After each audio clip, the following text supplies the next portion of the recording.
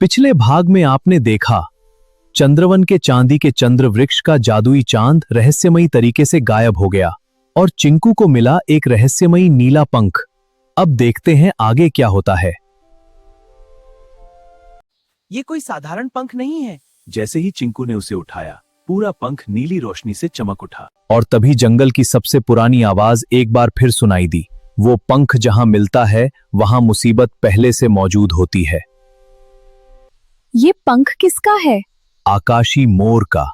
यह नाम सुनते ही तीनों दोस्तों के चेहरे बदल गए।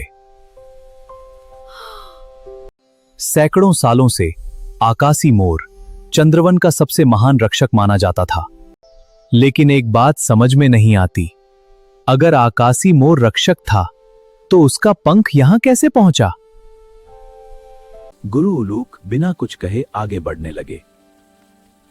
चिंकू, गज्जू और मीठू भी उनके पीछे पीछे चल पड़े। जैसे जैसे वे जंगल के भीतर जाते गए, वैसे वैसे चारों ओर का माहौल और भी रहस्यमयी होता गया। तभी जंगल का सबसे पुराना वृक्ष जाग उठा।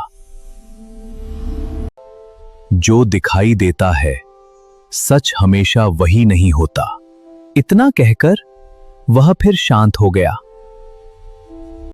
लेकिन जाने से पहले उसने एक दिशा जरूर दिखा दी। यहीं तक मेरा साथ था, आगे सिर्फ तुम्हें ही जाना होगा। याद रखना, सच्चा रास्ता हमेशा आंखों से नहीं दिल से दिखाई देता है।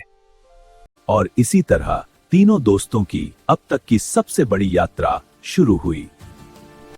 लेकिन जंगल हर किसी को अपना रास्ता नहीं दिखाता।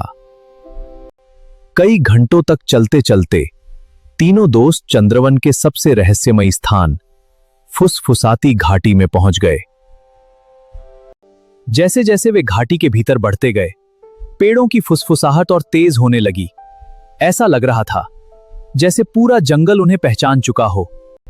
अचानक चिंकू ने जैसे ही सामने देखा, घने अंधेरे में दो सुनहरी आंखें धीरे धीरे खुली। लेकिन अंधेरे में छिपा वह कौन था? दो चमकती सुनहरी आंखें दोस्त थीं या किसी नए खतरे की शुरुआत? जानने के लिए मिलते हैं अगले भाग में। और मजेदार कहानियों के लिए टून स्टूडियो टीवी को सब्सक्राइब करें, लाइक और कमेंट करना मत भूलना। Thank you.